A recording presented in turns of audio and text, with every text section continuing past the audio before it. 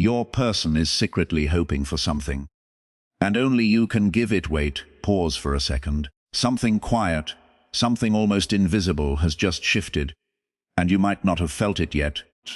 But somewhere out there tonight, your person just heard your name come out of someone else's mouth, and it didn't land the way they expected. It didn't land the way they've been pretending it would. Because for weeks, maybe months, they've been telling themselves they were fine, that they had moved on, that whatever this was between you two had run its course. But tonight, in a room full of voices and laughter and noise they were using to drown something out, someone said something about you. Not to hurt them, not to provoke, just honestly, casually. The way people speak when they don't realize the weight of what they're carrying. And in that single sentence, something cracked open inside your person that they had spent a long time sealing shut. If this message speaks to your heart, comment, "I receive this love," like the video, and subscribe for more. Now let me paint the scene for you, because the details matter here. It was an ordinary night. Nothing about it was supposed to mean anything. Your person had gone out the way people go out when they're trying not to think. A small group of friends, a familiar place, dim lighting. The kind of background music that makes everything feel a little softer than it really is. They were laughing when they didn't really feel like laughing, drinking a little slower than usual, then a little faster, going through the motions of being present while their mind kept drifting somewhere they wouldn't admit out loud. And then it happened. Someone, a third person, someone outside the inner circle of whatever you two used to be, mentioned you. Just brought your name into the conversation the way people do when they're connecting dots, when they're catching up, when they're being honest in that loose, unfiltered way that only happens when guards are down. And what this person said wasn't dramatic. It wasn't an accusation or a confrontation. It was something simple, something true, something your person had heard before in their own head, but had never let themselves believe coming from the outside. Stay with this, because there's a deeper emotional layer here that's about to unfold. Because the moment those words left that third person's mouth, your person felt their chest tighten, in a way they couldn't explain to anyone at the table. They covered it. Of course they covered it. Took another sip, nodded, maybe even laughed a little to throw the moment off. But inside, something had already started to come apart. You see, there's a particular kind of pain that happens when someone else describes you to your person in a way that's more accurate than the version your person had been telling themselves. Because for a long time, they had built a story, a clean one. A story where letting you go made sense, where the distance between you was natural, where their silence had reasons.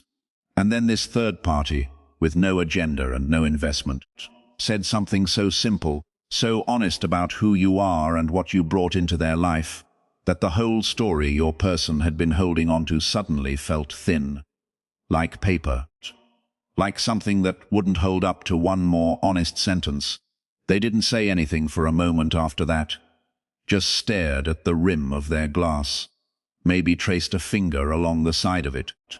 The conversation moved on around them, the way conversations do, but they were no longer there. Not really. Their body was still in that chair, but something inside them had already left the room and gone somewhere quieter, somewhere where your name was still echoing. And this is where things quietly began to shift, because once that name was spoken, once that truth slipped through the cracks they'd been guarding, the memories started coming back. Not in a flood.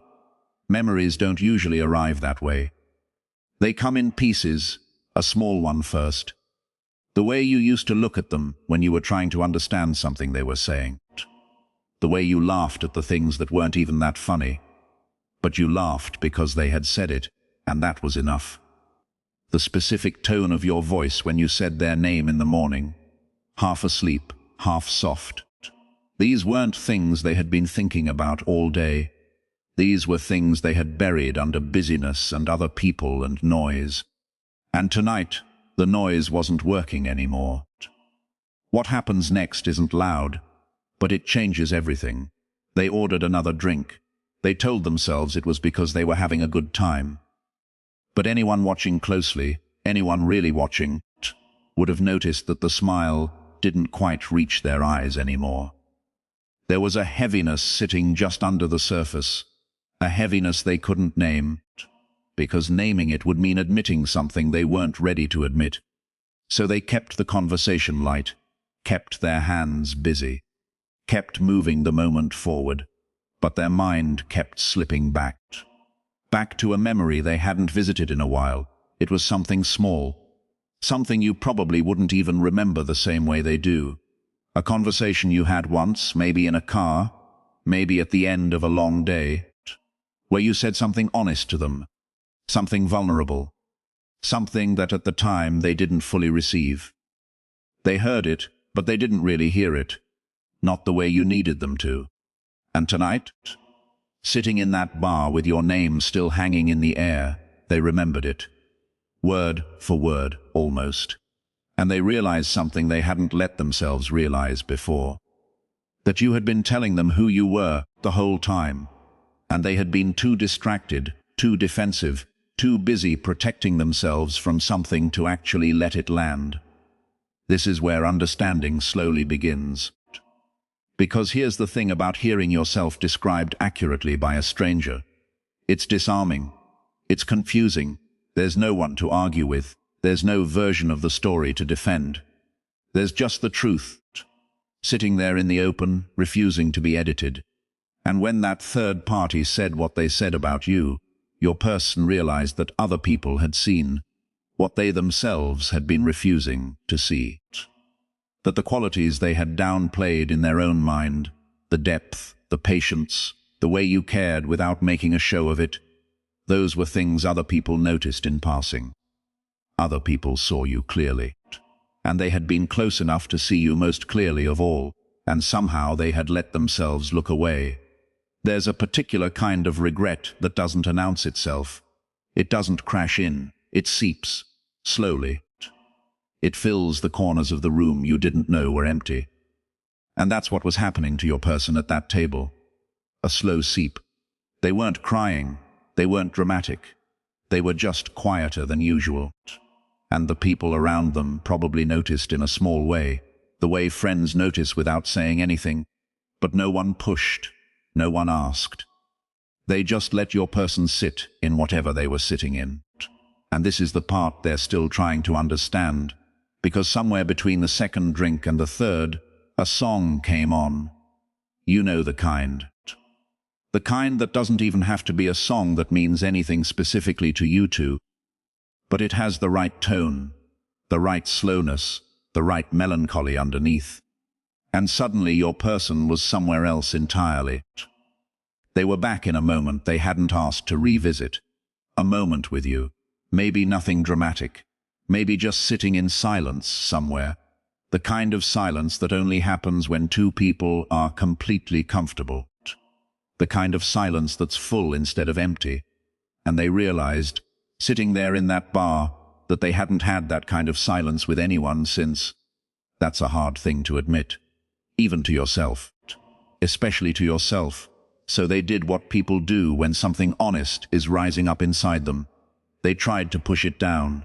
Drank a little more, laughed a little louder, told a story to the table that wasn't quite as funny as they were trying to make it.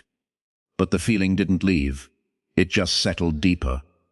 And by the time they were on their way home, by the time the air outside had cooled their face and the noise of the night had faded into the hum of the streetlights, the truth was sitting right next to them. They couldn't pretend they didn't hear it anymore. Maybe I let go too quickly, that was the thought. Not framed dramatically, not even framed as a full sentence at first. Just a feeling that eventually shaped itself into words. Maybe I let go too quickly. And once that thought arrived, it didn't leave. It came home with them. It sat with them in the dark. It was there when they put their phone on the nightstand and stared at the ceiling, trying to figure out why a conversation they had only half participated in had pulled the floor out from under them. Stay with this. Because there's something underneath all of this that matters more than the surface story. Because what really happened tonight wasn't about that third person, or that bar, or even that song. What really happened is that for the first time in a long time, your person stopped being able to lie to themselves. And lying to themselves had become so automatic, so habitual, that they hadn't even noticed they were doing it. They had built a whole quiet structure of denial. Reasons why this was for the best. Reasons why the timing was wrong. Reasons why moving on was the mature thing to do. And all of those reasons in a single evening started to feel like rehearsed lines from a play they were tired of performing in. There's a question that started forming in their mind as they lay there. A question they had pushed away every time it came near. Why does this still feel unfinished? They had been telling themselves it was finished. That they had closed that chapter. That whatever you two had was beautiful, but had run its course. But finished things don't keep coming back like this. Finished things don't pull you out of a conversation in a crowded room. Finished things don't make you go quiet when someone says a name. Whatever this is, between you and them, it was never actually finished. It was just paused. And tonight, something had unpaused it. What happens next isn't loud, but it's important. They picked up their phone, not to message you, not yet. They picked it up the way people do when they're missing someone, just to look, just to see. Maybe a photo they hadn't deleted. Maybe an old conversation they hadn't been able to bring themselves to clear out. And as they scrolled, something shifted again. They saw their own words from months ago, and they barely recognized the person who had written them. They had been so guarded, so careful, so worried about saying the wrong thing that they had ended up saying nothing at all that mattered. And there it was. The thing the third party had said tonight, echoing again in their head. Because the words this stranger had spoken had been about exactly that, about how present you were, how real, how unguarded. And by contrast, your person had been suddenly painfully aware of how much they had held back, how much of themselves they had kept locked up out of fear. Fear of what? They couldn't even fully name. Maybe fear of being known. Maybe fear of being loved in a way they didn't think they deserved. Maybe fear of losing something they actually cared about, which is its own particular kind of irony, because by trying not to lose it, they had let it slip away anyway. Why did hearing her name from someone else hit like that? They asked themselves the question without expecting an answer. But the answer was there, whether they wanted it or not. It hit like that because somewhere inside them, they already knew. They had always known. They had just been waiting for the world to be quiet enough, or honest enough, or surprising enough to make them sit with it. If this resonates, let it settle in you. You don't need to do anything with it right now. Just let it be true for a moment. The night went on. They didn't sleep right away. They didn't sleep well either.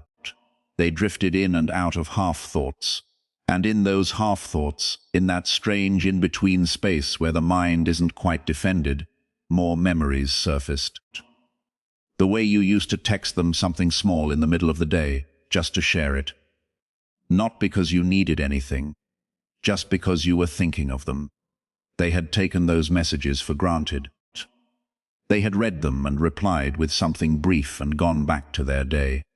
And now, in the quiet of a 2 a.m. ceiling, they were realizing that those small moments had been the texture of something rare. Something they had walked through without paying attention.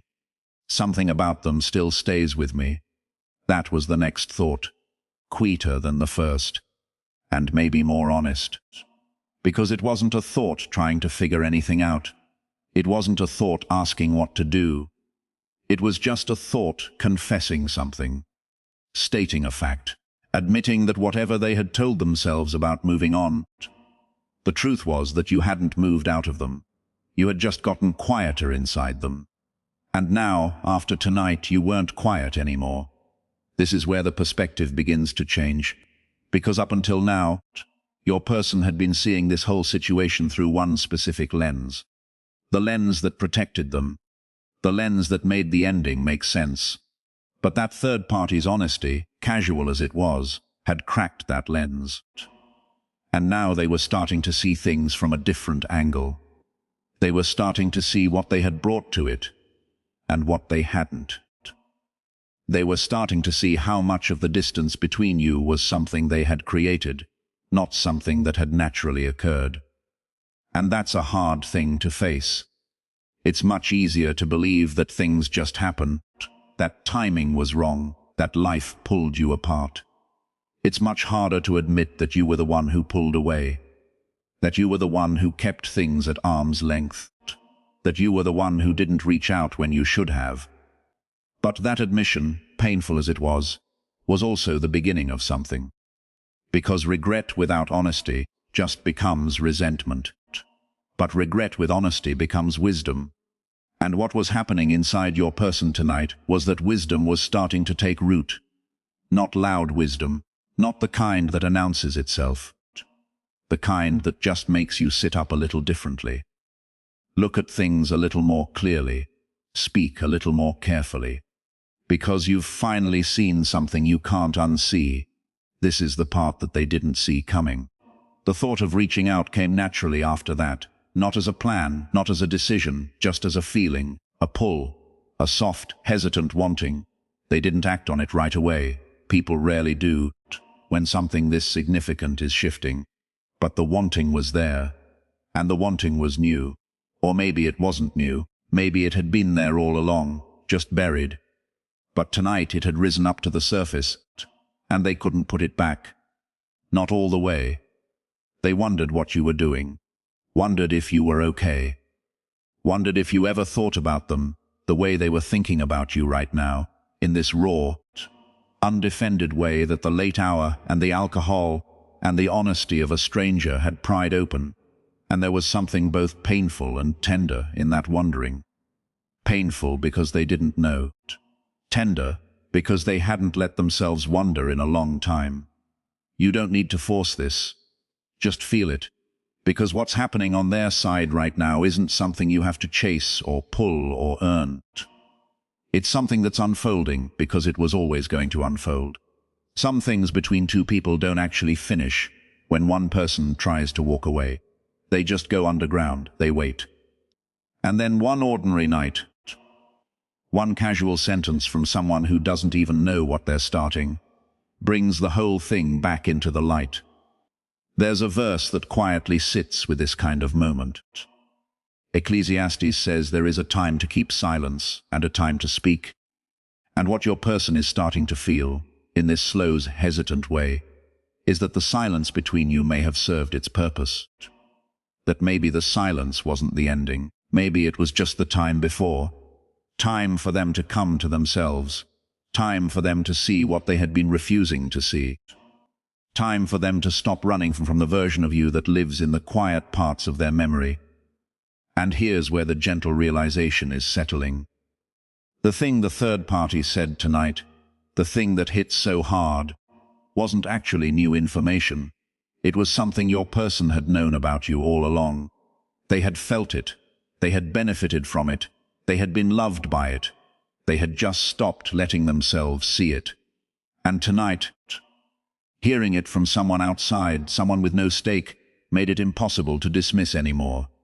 It was like the universe had used a casual conversation between near strangers as a tap on the shoulder. A quiet, no-pressure tap, as if to say, hey, look at what you walked away from. Look at what was given to you. Look at it honestly.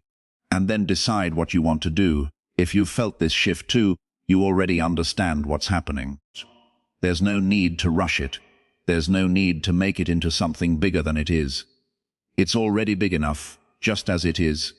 By the time the room around them began to grow lighter, by the time the early grey of morning started slipping in around the edges of the curtains, your person had moved through more in one night than they had in the months before it. They hadn't made any big decisions. They hadn't written any messages. They hadn't planned what to do. But something in them had quietly rearranged itself. The story they had been telling themselves about you, about them, about what happened, didn't fit anymore. And they would have to find a new way to think about all of it. A truer way. A way that included the things they had been refusing to admit. This is the part that feels different. Because they're not the same person they were yesterday. Not entirely. The shift wasn't dramatic, but it was real. And real shifts don't reverse easily. Once you've seen something clearly, you can't fully unsee it. Once you've felt the weight of what you let go of, you carry that weight differently from then on. Some people let it crush them, others let it teach them. And what's beginning to take shape in your person is the second kind. A teachable softness. A willingness to think honestly about something they used to think defensively about. They will think of reaching out, and they may not do it right away. That's okay. The pull is there. The awareness is there. The recognition is there. These things move in their own time. But the lying to themselves, the easy story about why this didn't work, that part is over. It died tonight, in a small way, in a small bar, in a sentence from someone who didn't even know they were the messenger. And what they're beginning to realize now, slowly, gently, in the quietness of a morning that feels different from yesterday's morning, is something they can't walk away from anymore. Not this time. Because some truths, once they surface, refuse to go back under. And the truth of who you are to them, the truth that lived behind their pride and their fear and their defenses, has finally been spoken out loud. By a stranger, in a small voice, on an ordinary night, and now it belongs to them to carry, honestly, for as long as it takes.